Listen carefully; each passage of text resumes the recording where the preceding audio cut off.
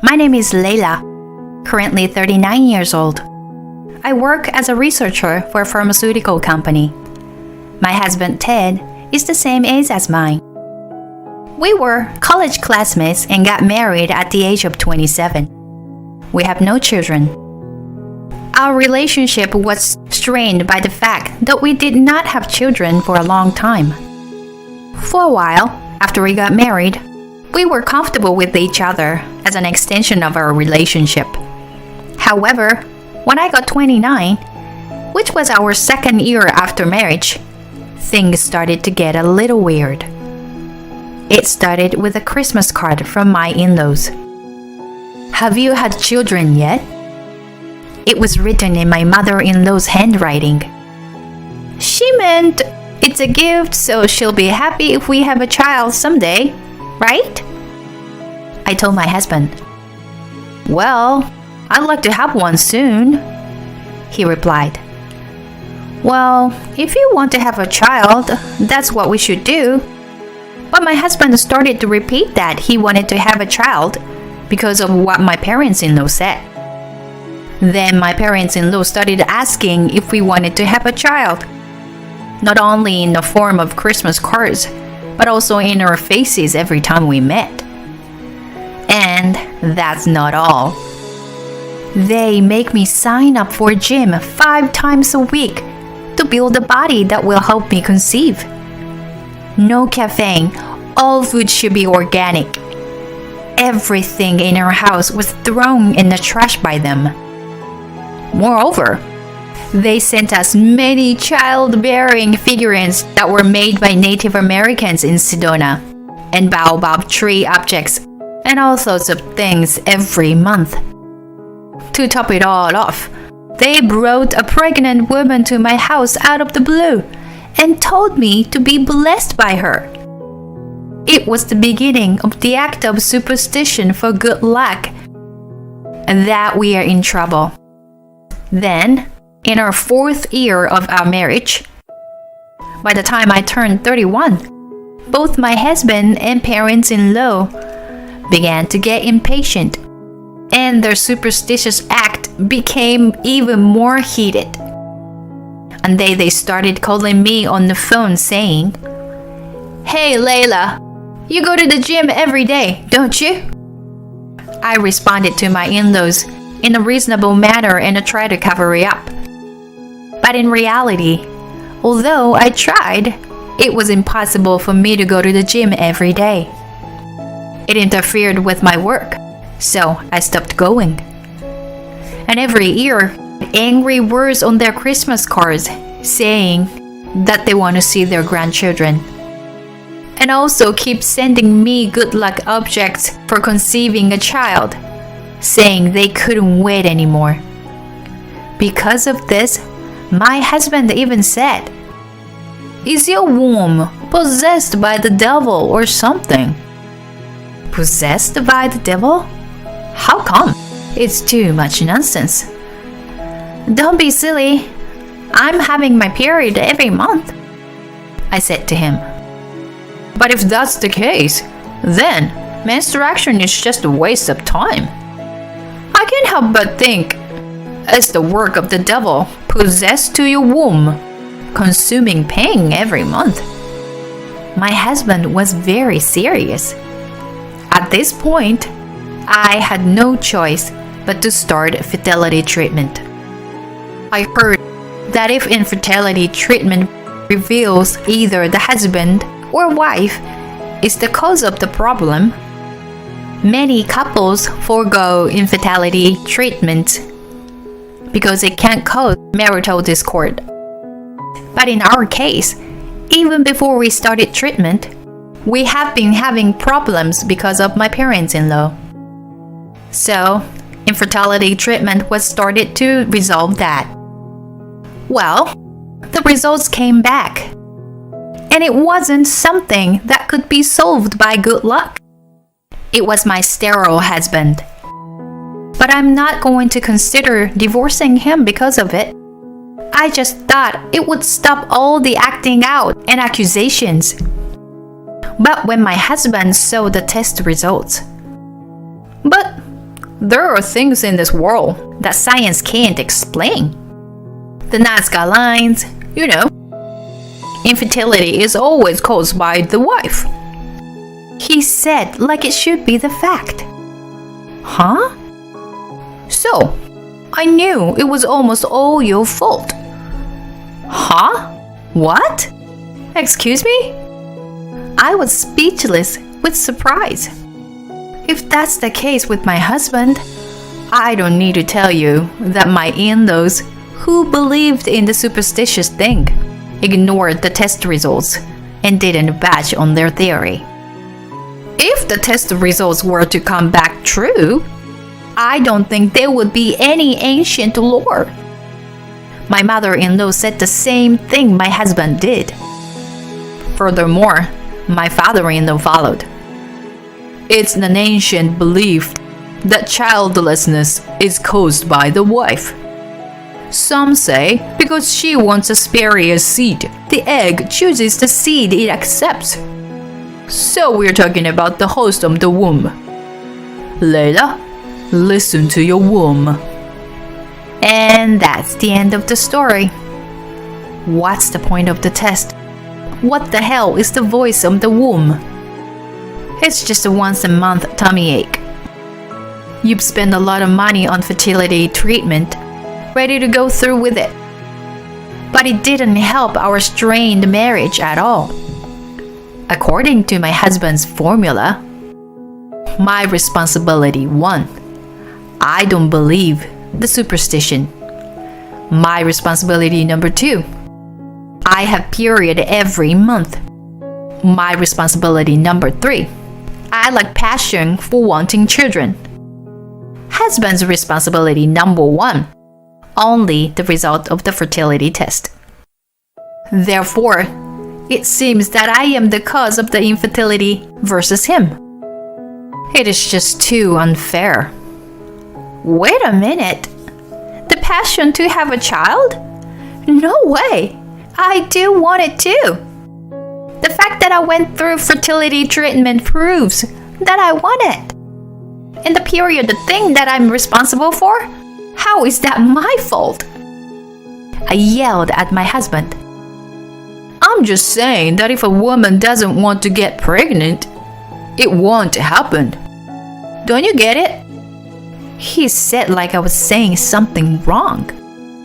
And science can be turned upside down if you have the desire to wish for it. Mr. Gordon next door, he was told he had 3 years to live, but he's still alive for more than 4 years. You work for a pharmaceutical company, but you don't even know that. He started to say such a thing to me. This really pissed me off. I'm doing research for a pharmaceutical company to cure people's headache. The current drugs have a high risk of damaging the gastrointestinal tract. I'm trying to improve it. But when such noble research is neglected, I felt like my pride in my work, and by extension, my humanity, was being denied. In the meantime, he nagged me. There's no point in living with a woman who has no desire to have children. I guess this is some kind of karma that is prevent me from having children, and so on. And my parents-in-law also said to me, if you have the bad luck of not being able to have children, we should not allow you to marry our son. This is beyond the level of good luck or bad luck. Because my in-laws are like that, my husband's feelings started to drift away again. And it was a negative spiral. Before I knew it, my husband was coming home late. And the number of days he was away from home on weekends also increased. Then one day, my husband said, I want to talk to you. I knew you were the cause of our infertility. While I thought what's the point now, I also had a vague idea of what was to come. The way my husband looked at me had changed. And then he began to talk about what I had expected. Since you didn't have the desire to have a baby, my feelings for you had gone already. And as the reaction to that, I hooked up with a girl who came into the office as a temp. Her feelings for me were stronger than yours. And guess what? She got pregnant. So, I'll take a girl with stronger feelings for me. I'll be with her and answer to her feelings. Wow, is that so? Cool. I could only reply that way because I didn't listen to him seriously. Pregnant because of a strong feeling? How is that possible? I was like, well, congratulations, maybe? I don't know. But having a child with a woman you cheated on your wife with is absolutely wrong in the eyes of the world. I'm going to get my alimony, so be prepared for it, I told him. In response, my husband said, you are evil. I could smell infertility in the air. If you had been as devoted as she was to me, I don't think it would have ended like this. I hope you will carry that evil possessed in your womb and get the hell out of my life. He spit it on, and then, I'll move into my love nest with her. So, at best you can stay here in this house and be alone. And he left the house. Be alone? Sure, I'll enjoy being alone. What a joy! I no longer had any feelings for my husband because it's been proven that the husband is the cause of infertility. I don't want him to blame me for my lack of passion or for being possessed by something. I can't stand the thought of being accused of the cause of infertility. I felt a sense of relief that my life of being falsely accused and looked down upon every day was over. And all I felt was relief. Hey, I have another woman now, and will have a baby. I listened beside my husband as he gleefully called his in-laws. He was so confident that he was on speaker mode. Well, congratulations! I knew there was a difference between passion and a desire for a child. You should think you were free from bad luck. My mother-in-law was also in frenzy, blaming me alone for her misfortune of not having grandchildren. Within a few days, my husband was gone in high spirits to his new lover. The next day, I mailed the result of my husband's fertility test to his in-laws' house as a final gift. Now, a few years later, I was having a cup of tea in my shiny room after cleaning up on Saturday morning. I put some nice chocolate on the table. I was enjoying the most refreshing time of my life. And then the phone rang. I don't socialize much, so it's rare for my phone to ring on such a lazy afternoon. Who is it? I looked at the screen and saw it was my ex-mother-in-law. What is it? I answered the phone anyway. Please help me! I heard a shrill voice. I don't know what's going on. I was silent and my ex-mother-in-law continued as if she had lost her mind. That baby is definitely not my son's because she has darker skin and looks different from us. I pulled out my tea with a whoosh. Of course, she isn't.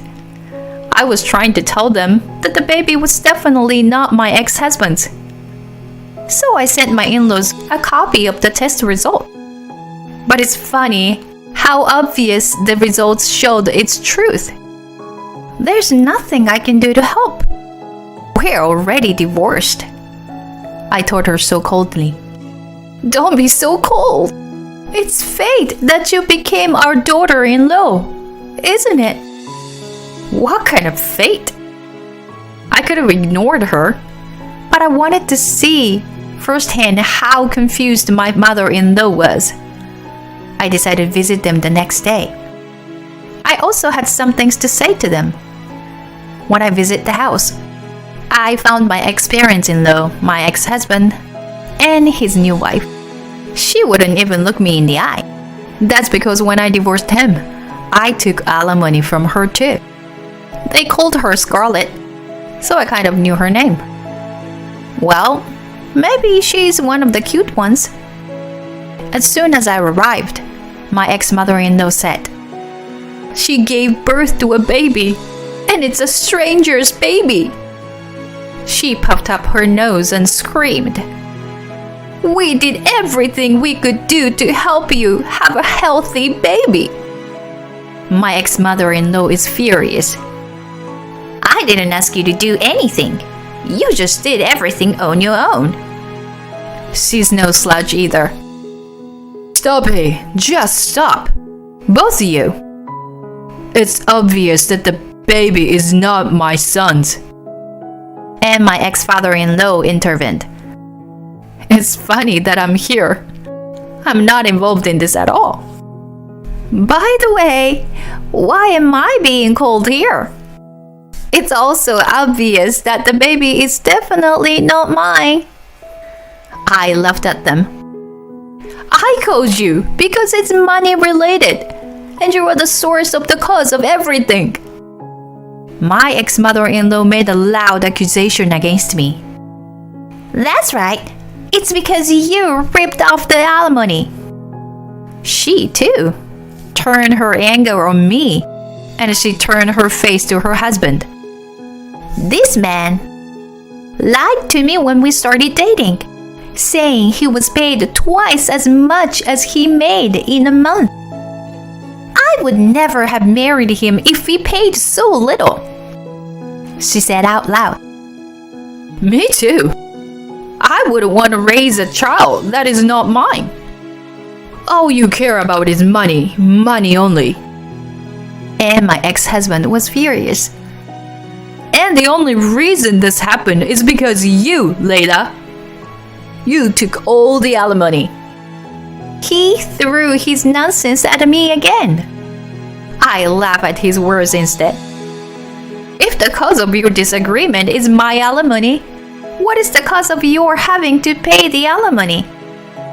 Everyone except me is stiffening up, shrinking back as if they've been hit where it hurts. You were so blinded by young women that you overstated your income. And you were so blinded by money that you begged for the child you had with another man. Whatever you say, it all started with you, didn't you?" Everyone fell silent. My words broke the silence. "So, whose child is it, after all? For you, money is no longer an option, right? Why don't you just tell us?" I urged her, and she said, "Someone I met at a bar. I only met him once." She matched in a small voice. "So you get pregnant from a one-night stand. However, it's not cheating if you don't know who he is. Layla had the bad luck to crush any chance, but this new wife has the bad luck to bring any kinds of luck. She's also a trash. You were the one who wanted the kid and took the liberty of having one." The ex-mother-in-law and the new wife started a war of attrition. So I decided to destroy them all at once. "You guys were trying to bring good luck, weren't you? And you, Ted? You said if you have enough passion, you can do anything what science can't, right?" I say with a laugh. "Then pray for this baby to have lighter hair and lighter skin like you. And you have to do is have faith, isn't it right? Or rather, this child is nothing but a beautiful thing to me. How can you all behave in such a horrible way in front of this baby who has just came into this world? Just then, my phone rang. It was him, just like we planned. Yeah, okay. You can come in now. What? Who's there? My ex-husband and in-laws all looked at me suspiciously.